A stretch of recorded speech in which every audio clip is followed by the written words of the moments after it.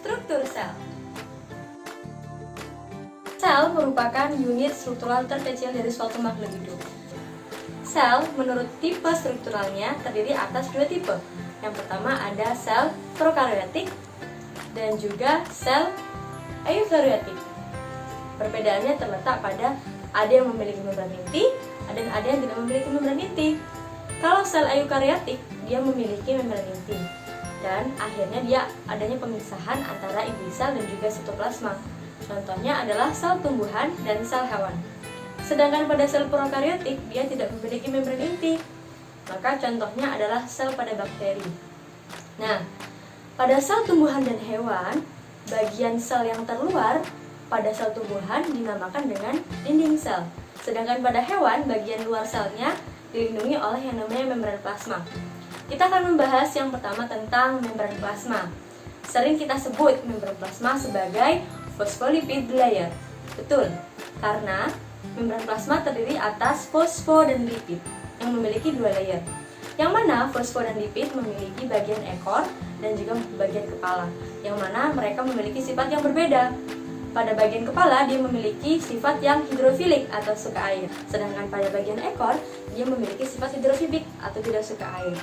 Nah, menurut strukturnya dari membran plasma terdiri atas 6. Yang pertama yaitu protein integral, protein perifer, glikolipid, glikoprotein, kolesterol, dan juga filamen sitoskeleton.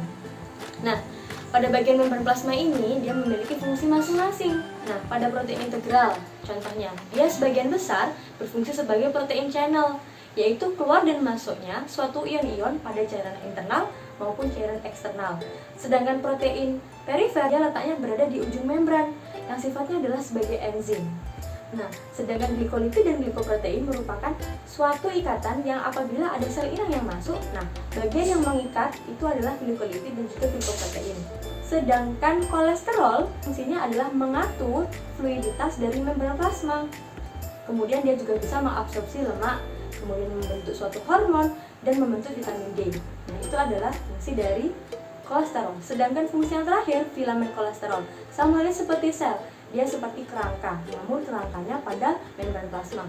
Nah, itulah bagian-bagian dari membran plasma. Nah, sekarang kita membahas tentang komponen kimiawi sel. Komponen kimiawi sel ada yang organik dan juga yang ada anorganik. Yang organik dia memiliki dua tipe juga, ada yang makromolekul dan mikromolekul. Contoh makromolekul seperti protein, lemak, glukosa, dan lain sebagainya. Sedangkan mikromolekul seperti asam gliserol, asam amino, dan lain sebagainya. Sedangkan yang bagian anorganik ada air, garam-garam mineral seperti NaCl, NaCl, dan juga gas-gas seperti O2 dan CO2. Nah, itulah kita mempelajari tentang komponen-komponen kimiawi sel. Nah, sekarang kita menuju ke praktikum. Nah, di praktikum kali ini, adik-adik sekarang silahkan membedakan apa saja perbedaan sel tumbuhan dan juga sel hewan.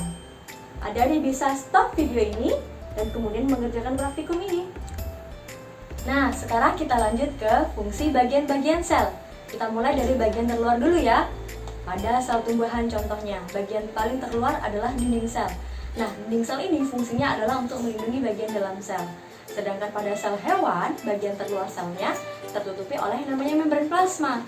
Fungsinya adalah sebagai tempat keluar dan masuknya ion, baik dari cairan intraseluler maupun ekstraseluler. Nah, kita langsung ke bagian dalam sel. Yang pertama adalah inti sel, yang mana inti sel itu berfungsi untuk mengatur suatu kegiatan sel, dan di sana adanya pewarisan genetik dari suatu makhluk hidup. Nah, kemudian kita masuk ke sitoplasma. Nah, di dalam sitoplasma ini terjadilah proses metabolisme. Nah, sehingga dalam sitoplasma ini adanya bahan kimia sel. Retikulum endoplasma. Di dalam retikulum endoplasma yaitu terjadinya proses melekatnya suatu ribosom. Nah, RE itu ada dua juga loh adik-adik tipenya, ada yang RE kasar dan juga ada yang RE halus. Nah, fungsinya pun berbeda-beda. Pada RE kasar dia fungsinya adalah tempat proses sintesis protein. Sedangkan pada RE halus, di mana dia tempat terjadinya sintesis lipid atau sintesis lemak.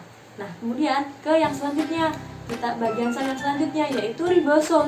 Di dalam ribosom inilah terjadinya proses sintesis protein juga.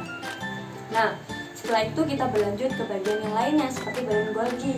Badan Golgi itu tempat proses sekresi sel, di mana proses pembentukan dinding sel, proses pembentukan lisosom terjadi di dalam badan Golgi. Nah, sedangkan pada lisosom, karena dia menghasilkan suatu enzim-enzim pencernaan, maka dia fungsinya adalah sebagai pencernaan intraseluler. Nah, sedangkan untuk vakuola adalah tempat penyimpanan cadangan seperti pati dan amilo yang ada di dalam sel. Dan kloroplas atau di dalamnya ada plastida di mana terjadinya proses fotosintesis. Bagian-bagian sel yang selanjutnya yaitu mitokondria. Nah, mitokondria ini terlibat aktif dalam respirasi sel, sehingga dia menghasilkan suatu energi atau biasanya disebut dengan tempat pembentukan ATP. Nah, sedangkan sentriol adalah di mana berperan aktif dalam pembelahan sel.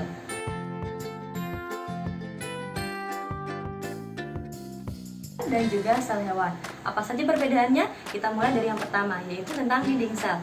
Dinding sel hanya dimiliki oleh sel tumbuhan ya, pada sel hewan tidak dimiliki. Karena pada sel hewan dia memiliki membran plasma yang fungsinya adalah untuk melindungi bagian dalam sel atau bagian terluar dari sel hewan.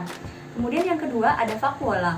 Nah, pada vakuola di tumbuhan dia memiliki vakuola yang sangat besar, sedangkan pada sel hewan itu jarang ditemui atau tidak sama sekali.